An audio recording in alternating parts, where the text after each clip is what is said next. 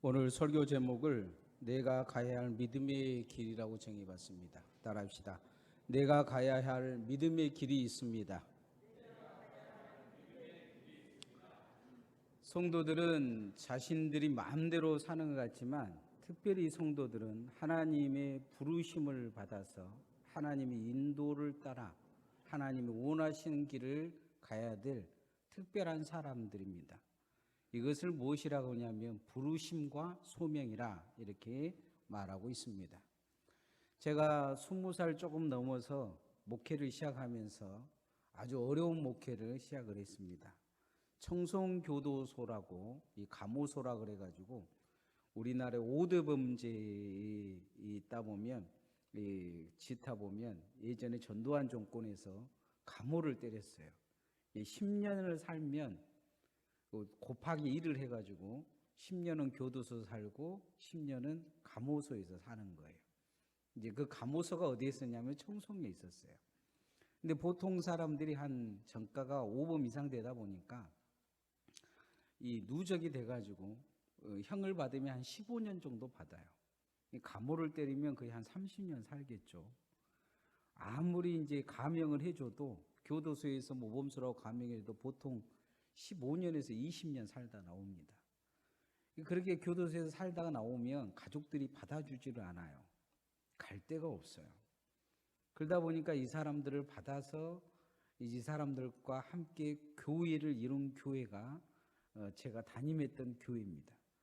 아주 어린 전도사가 그 교회를 어떻게 담임했느냐? 예전에 이제 제가 그 교회를 맡고 있으면 목사님들도 묻고 지금도 가끔 옛날 했던 일들을 이렇게 기억하신 분들은 물어봐요. 제가 그곳의 그 교도소에 나온 사람인들 줄 알고 그 교회를 맡았느냐? 그건 아니었어요. 제가 좋아하는 전도사님이 개척을 했다 그래서 그 교회 한번 갔는데 오후 예배 때 설교 한번 해달라 그래서 오후 예배 때 설교를 했더니 너무 은혜를 받았다고 교인들이 그러자 전도사님이 자기가 눈 수술을 해야 된다고 하면서 교회를 저한테 잠깐 맡기고 자기는 눈 수술하러 가신다고 가셨어요. 그러고는 안 돌아오시고 저는 그 교회를 맡았어요. 나중에 알고 보니까 교도소 나오신 분들이었어요. 세상에 길거리에서 만나든지 어디 만나면 절대 만나지 말아야 될 사람들, 무서운 사람들과 한 80년 같이 살았습니다. 지금도 생각해 보면 어떻게 그렇게 살았는지 모르겠어요.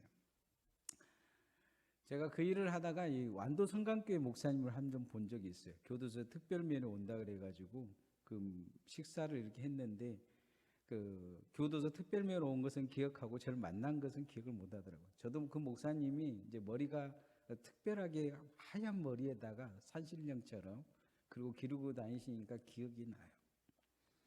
제가 그곳에 사역을 하면서 너무 힘들었어요.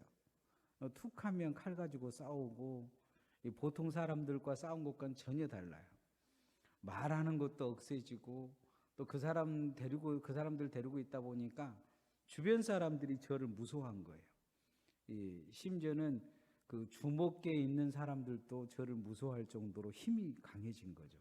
그러다 보니까 막 말도 억세지고 그래서 어떻게든 여기를 도망가야 되겠다. 도망가야 될 이유가 생겼어요.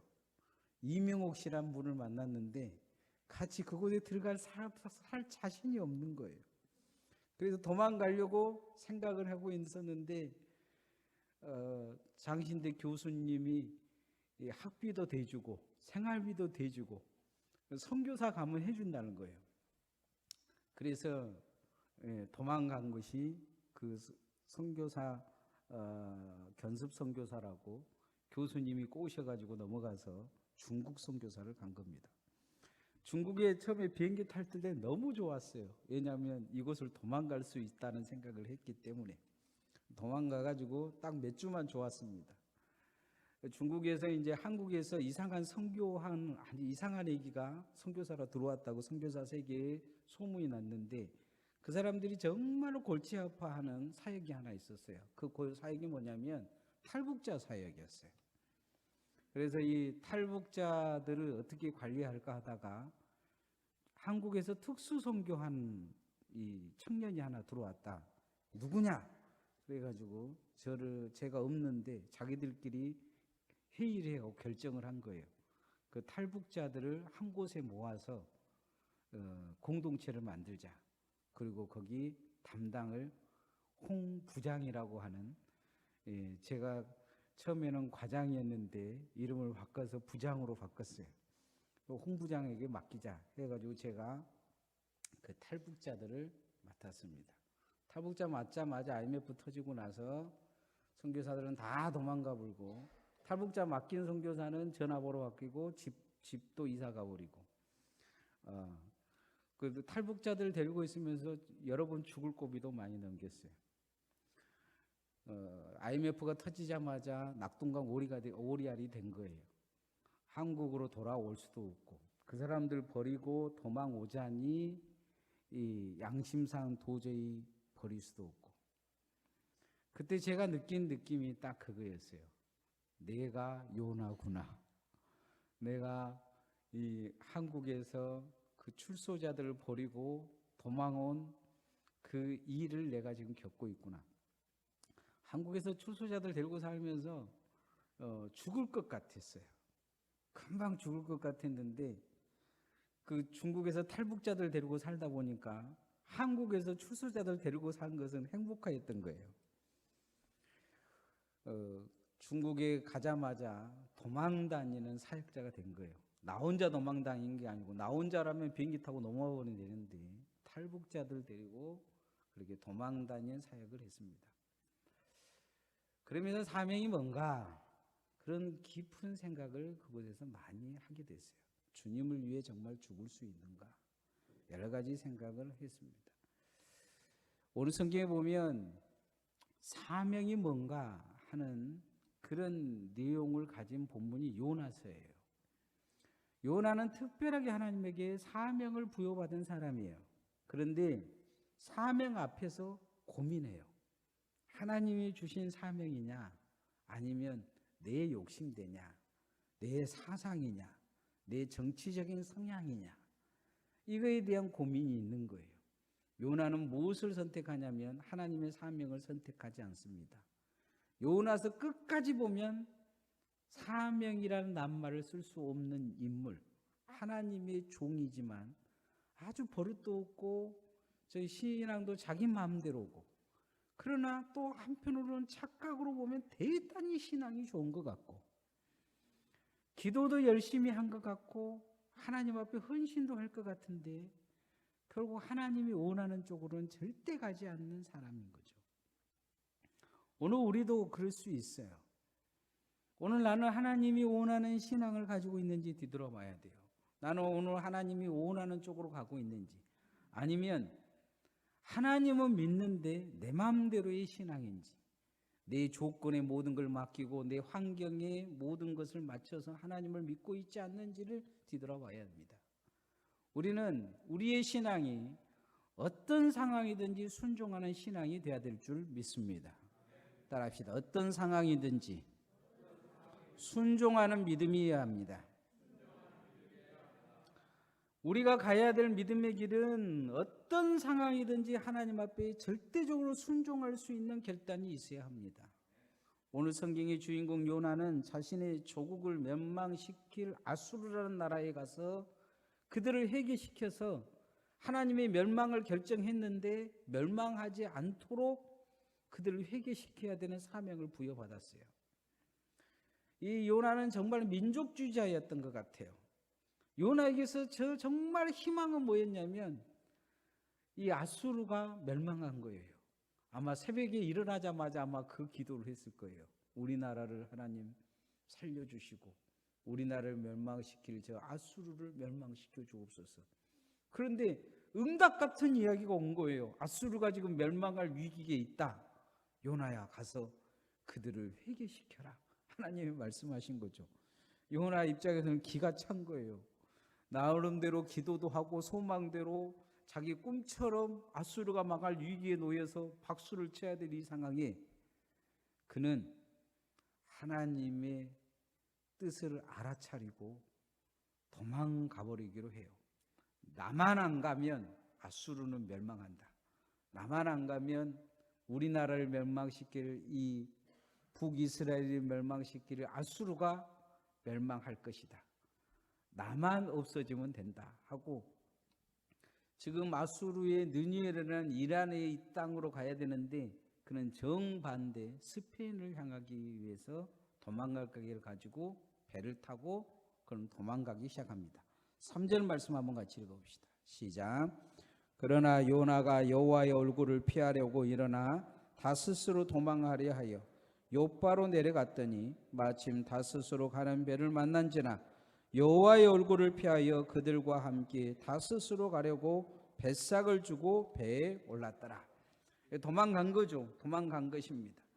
내 뜻대로 신앙생활을 하겠다는 거예요. 하나님 뜻도 필요 없어요. 내가 원하는 대로 하겠다 지금 결심한 거예요. 신앙을 보면 가끔 자기 원하는 대로 뭐든지 하는 사람들이 있어요. 원하는 것이 안 들어주면 그냥 시위를 하든지 별 방법을 다 써서 원하는 것을 꼭 얻어내려고 해요.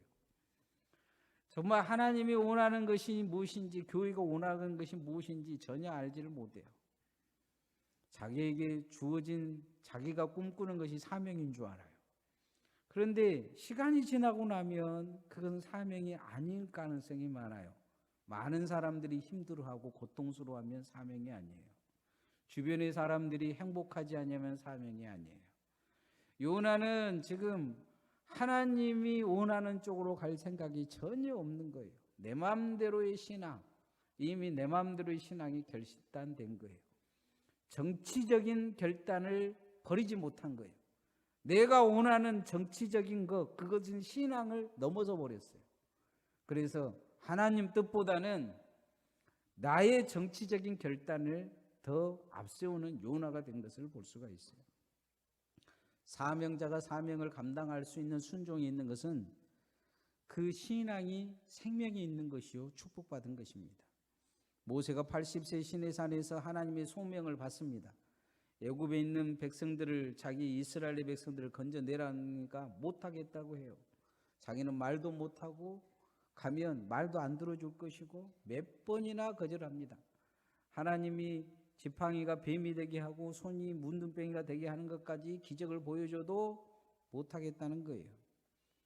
그러자 하나님이 하나님의 사자를 보내서 모세를 죽이려 합니다. 그의 부인 십보라가 알아차리고 이 할례를 행함을 통해서 결단하게 만듦을 통해서 모세가 소명받는 걸 보게 돼요. 하나님의 사람으로 이 하나 과거의 사람은 죽고 새 사람이 되라고 그 부인이 요구하니까 결국 그렇게 결단함을 통해 소명자로 다시 살아나서 소명의 삶을 삽니다. 안 그러면 모세는 80세에 하나님의 손에 죽었을 것입니다. 요나 지금 자신의 마음에 들지 않는다고 도망가 버립니다. 주님도 십자가 지시기를 원하시지 않으셨어요.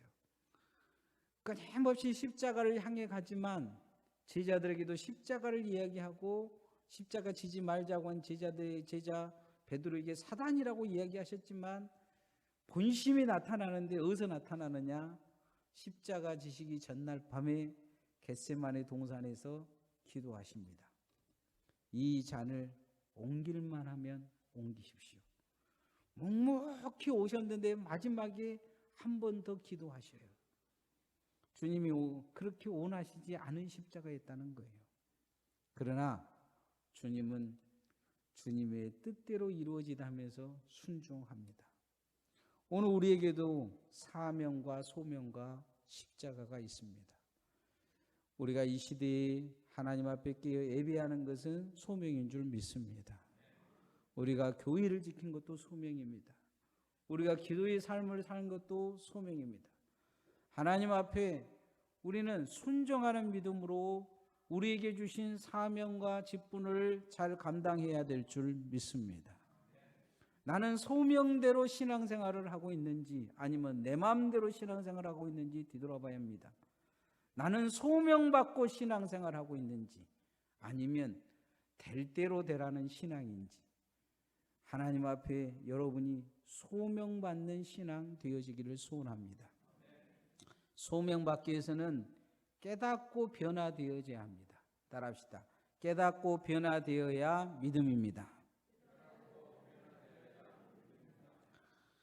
며칠 전 서울 구로구에 폭행을 당한 60대 남성이 죽어가는데 지나가는 사람들을 보니까 CCTV를 보니까 한 50명이 지나간 거예요. 그런데 죽어가는 사람 보고 그냥 지나가 버린 거예요. 어떤 사람들을 불러서 왜 그랬냐고 했더니 신고하면 귀찮은 일이 생기니까 지나갔다는 거예요. 경찰서에서 전화 오고 잘못 신고하면 거기 가서 조서 써야 되고, 그래서 그 사람이 죽어가는데 그냥 모른 척하고 지나간 것입니다. 이 사건이 우리 시대가 얼마나 이기적인 모습을 보여주고 있는지, 이기적인 신앙을 가지고 있는지 보여주고 있습니다. 방관자적인 이 모습인 거죠. 요나가 그렇습니다.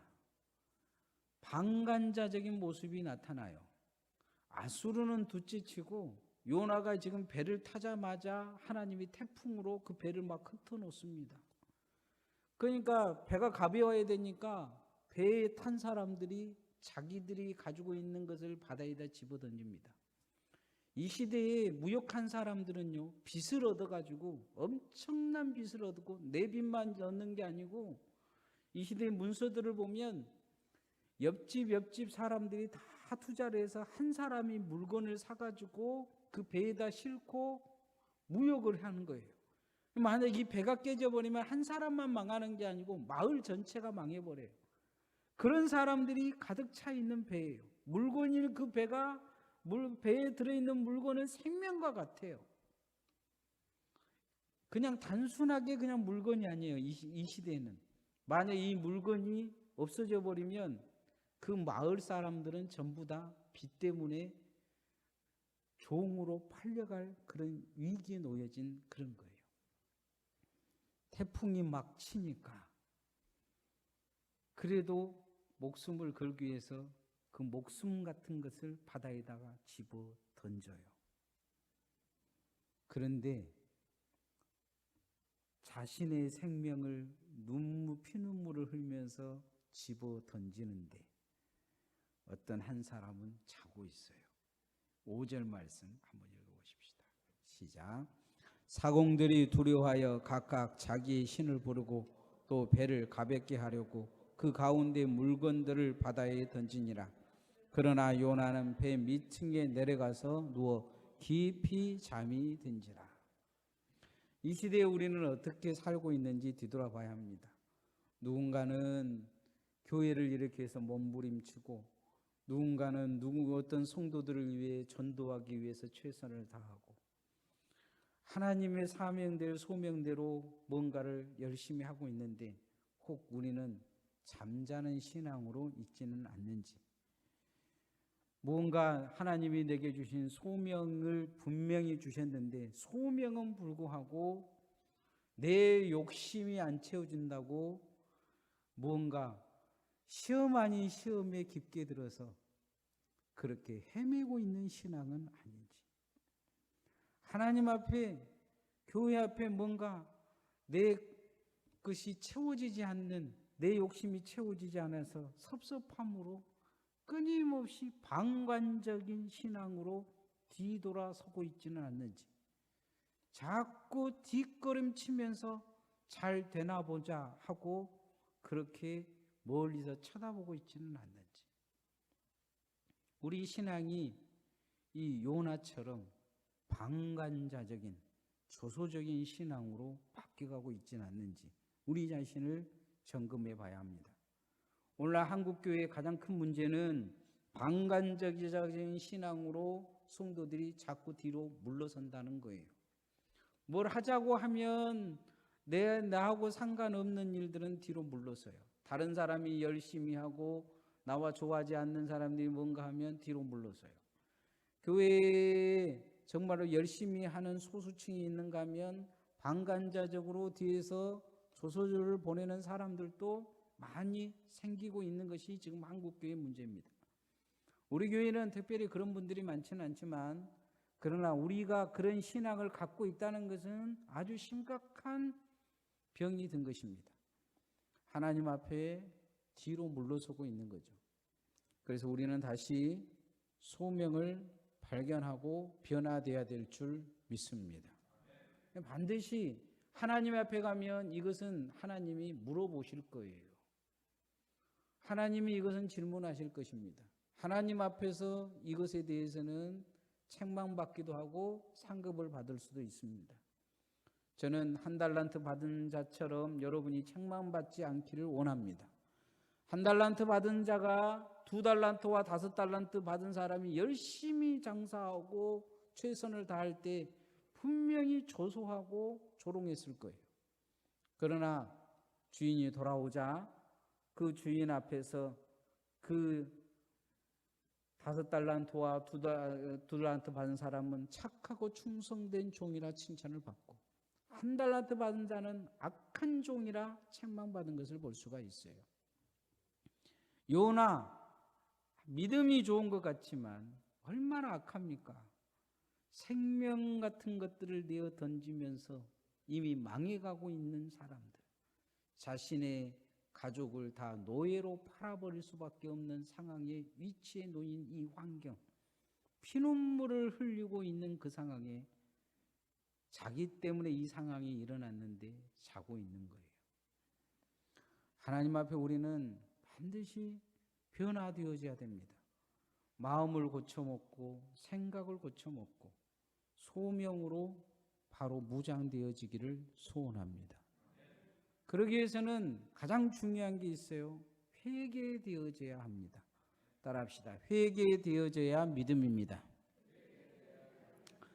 요나서를 보면 요나가 정말 믿음 좋은 사람처럼 착시 현상이 일어나요. 기도도 하고 툭하면 하나님 만나기도 하고 이렇게 착시 현상이 일어납니다. 교회 안에도 보면 그런 착시를 가지고 사는 사람들이 있어요. 자기가 믿음이 좋은 줄 알아요. 예배하고 남들보다 더 열심히 하고 그것이 믿음인 줄 알아요. 그러나 병든 믿음은 정말로 무서워요. 병든 믿음은 열심히 하면 열심히 할수록 더 삐뚤어져 버릴 가능성이 많아요. 가장 큰 문제는 병든 믿음은 회개가 되지 않는다는 거예요. 회개가 아니에요. 요나서 2장을 보면 물속에 뱃속에 하나님이 바다에 자기를 던지라 해서 물속에 뱃속에 들어가는데 회개하는 모습이 나타나요. 그 요나서 2장을 쭉 읽어보면 정말로 믿음 좋은 사람이 나타나요. 회개하는. 그러나 3장 4장을 읽어보면 그 회개는 삐뚤어져도 한참 삐뚤어지고 빗나간 회개라는 것이 나타납니다. 회개가 아닌 뭔가 자기 착시의 신앙에 잡혀져 있는 모습이 나타납니다.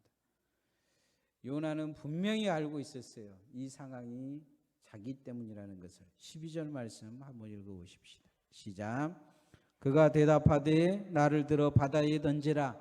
그리하면 바다가 너희를 위하여 잔잔하리라. 너희가 이 큰 폭풍을 만난 것이 나 때문인 줄을 내가 아노라. 아니라.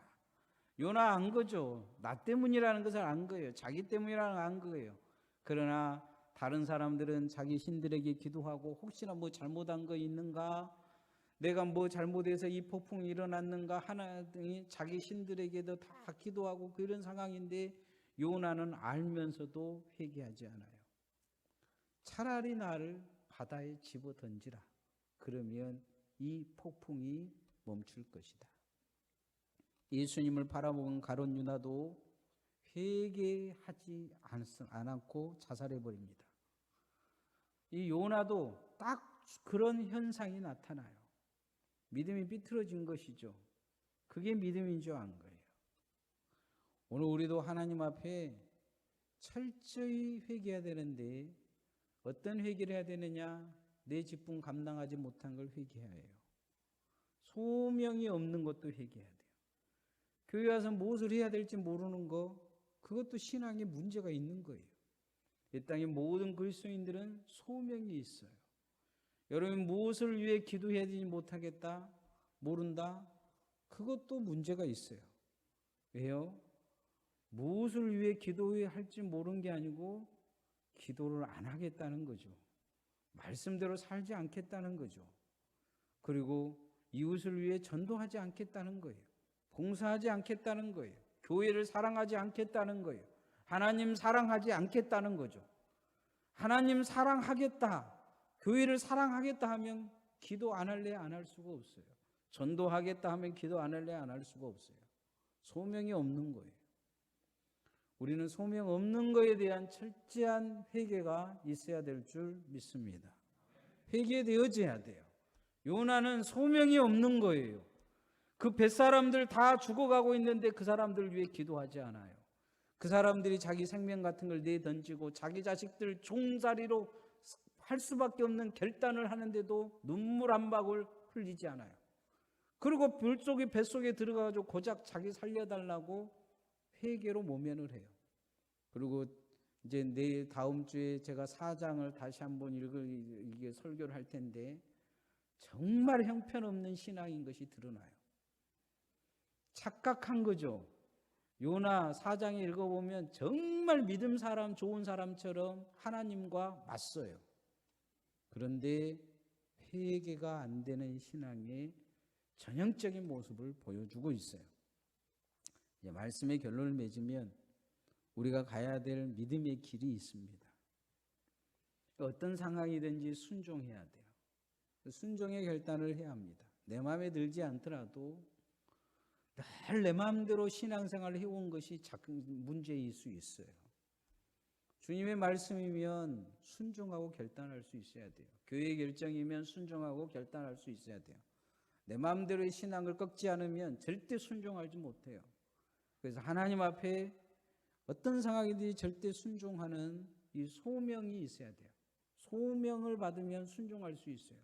선교사들이 그곳에 죽은 상황에서 총알이 빗발치고 전쟁이라도 빠져나오지 못하는 것은 비행기표가 없어서가 아니에요. 차표가 없어서가 아니에요. 소명 때문에 못 나온 거예요. 하나님의 소명을 가진 자는 그 자리를 벗어날 수가 없어요. 깨닫고 변화되어져야 돼요. 아, 내가 변화돼야 됐구나 하면서 깨닫고 나를 변화시키려고 더 기도해야 돼요. 특별히 하나님 앞에 어떻게 해야 되냐? 회개해야 돼요.